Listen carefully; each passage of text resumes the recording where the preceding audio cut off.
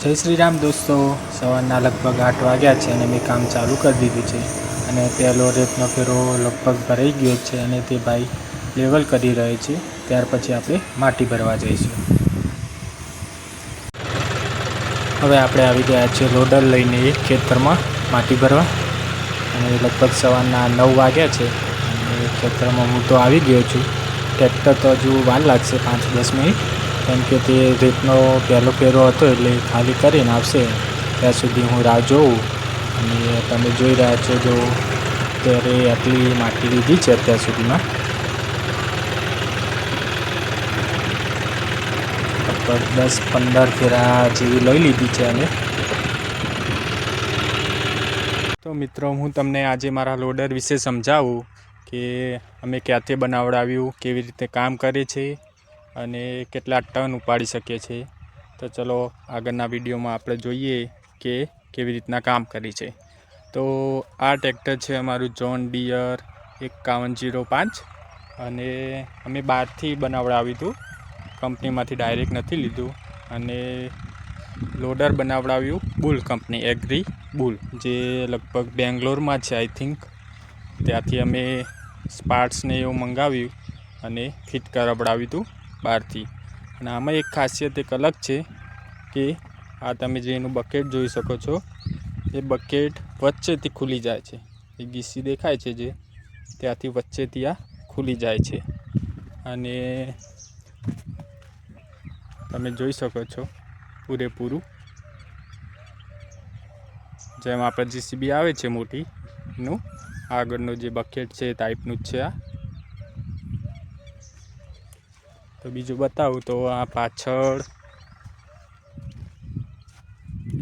તમને બીજું બતાવું તો આ જોઈ શકો છો એની પાછળ એક વજન માટે લગાવેલું છે, જેમાં અમે એમાં કપચી ભરેલી છે કે જેથી બે બાજુ આગળ વજન થાય તો પાછળ વજન થાય. તો આ જે પાછળના ટાયર છે સ્લીપ ના મારે, બંને બાજુ સરખું વજન રહે એટલા માટે આ કરેલું છે. અને તમે જોઈ શકો છો એનું કામ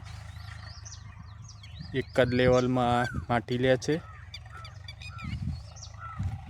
તો તમને આજે હવે ચાલુ કરીને બતાવું કે કઈ રીતના કામ કરે છે.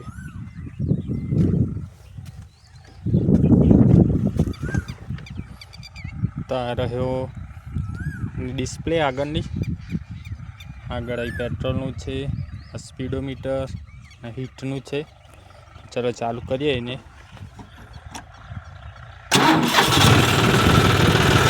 ચાલુ થઈ ગઈ છે હવે. આ છે એનું કંટ્રોલ બોક્સ, આ છે એને ઊંચું નીચું કરવાનું, અને આ છે બકેટ ખોલવાનું રાખવાનું. હું તમને બતાવું છું કે આ લીવર નીચે કરું છું, આ બકેટ ઉપર થાય છે.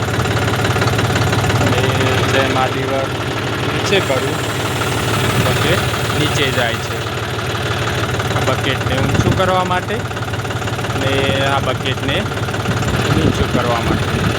બકેટને ફેરવવા માટે એને આમ જમણી બાજુ આમ કરીશું તો બકેટ લેવલમાં આવશે એટલે ખુલી જશે. એ આ લીવરને આમ ખેંચીશું તો બકેટ વખાવા માંડશે.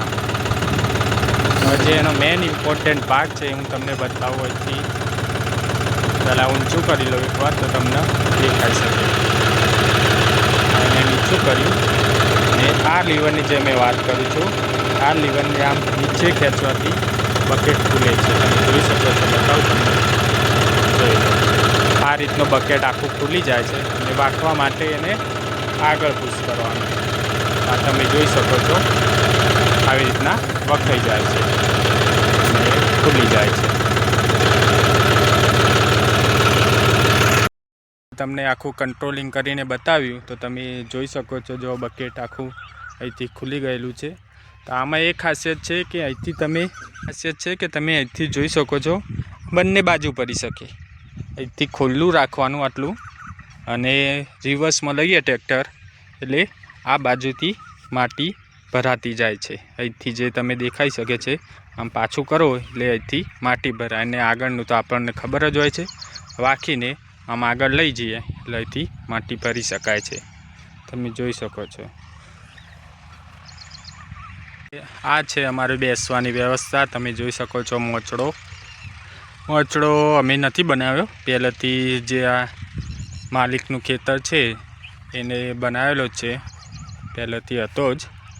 તો હવે આપણે ટ્રેક્ટર ના આવે ત્યાં સુધી અહીં બેસીને રાહ જોઈશું. આ છે સામે મેન રસ્તો, ગામમાં જવાનો મેન રોડ છે. અને સામેની બાજુ તમને દેખાડું, એક બોર છે, ત્યાંથી પાણી પરતાવીએ છીએ જ્યારે પતી જાય અમારા જોડે. તો આપણું ટ્રેક્ટર આવી ગયું છે અને માટી ભરવાની શરૂઆત કરી હવે. ને પહેલો ફેરો લગભગ ભરી લીધો છે, લેવલ કરવાનું નથી આજે. આવી ગયો છું અમારા સિંહાસન ઉપર, તમે જોઈ શકો છો. આ છે અમારું દેશી સિંહાસન. 10 જેવા વાગી રહ્યા છે અને અમે આ બીજો ફેરો ભરી રહ્યો છું લોડરથી. તમે જોઈ રહ્યા છો કે બકેટ ખોલવું હવે અને આ માટી અંદર ટ્રોલિંગ, અને પછી પાછો દિવસ લાવીને ફરતી એના જગ્યાએ આવી જશે. આપણે પાછું ફરતી કરી ટ્રોલીમાં. આજના દિવસનું આ બીજું ટ્રેક્ટર જતું રહ્યું છે અહીંથી. લગભગ સવારના 10 વાગી ગયા છે. આજે જો કે આવવામાં મોડું થઈ ગયું હતું, એટલે હજુ તો 2 જ ફેરા ભરવાના છે અને જે 10 વાગી ગયા છે. 12 વાગ્યા સુધી ભરીશું ને આગળ જોઈએ તો લગભગ હજુ 3 ફેરા ભરાશે, એટલે લગભગ 5 ફેરા 12 વાગ્યા સુધીમાં થઈ જશે. તો જોઈએ, નંખીને આવે ત્યાં સુધી આપણે અહીંયા આપણા સિંહાસન ઉપર બેસીએ ને ટ્રેક્ટરની રાહ જોઈશું. આજના દિવસનું આ ચોથું ટ્રેક્ટર આવી ગયું અને હું હવે ભરવા જઉં છું. ટ્રેક્ટર તો જતું રહ્યું ચોથો ફેરો ભરીને, અને હું પાવડો લઈને આવી ગયો રસ્તામાં, કેમ કે રસ્તામાં ટ્રેક્ટરની અવર જવર વધારે થાય એટલે વધારે ખાડા પડી ગયા, એટલે પૂરું છું અહીંયા. તો ભરેલું ટ્રેક્ટર જ્યું હાલ એ ફસાઈ ગયું, એટલે આ પાવડો અને લોડર લઈને હું એ બાદ જાઉં છું. લોડરથી ધક્કો મારીશું એટલે નીકળી જશે. ત્યાં જવું પાવડો અને લોડર બંને લઈને જોઈએ જેવું થીસ જે રીતનું ફસવાનું છે, અને આગળનો વિડીયો તમને બતાવશું કે કેવી રીતના કાઢીએ અમે જાય. હું તો લોડર લઈને આવી ગયો, પણ બધા ટ્રેક્ટરની ટ્રોલી ફસાઈ જઈ હતી, એટલે બકેટથી ભરીને ખાલી કરીએ છીએ એટલે નીકળી જાય. જે અડધું ખાલી થઈ ગયું એટલે અહીંથી થોડી વાર દિવસ મારીને હવે પાછું નીકળી જશે ટ્રેક્ટર, તો વાંધો નહીં.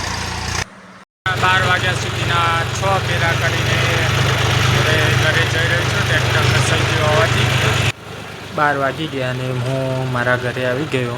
હવે મળીશું એક બીજા વિડીયો સાથે. જય શ્રી રામ.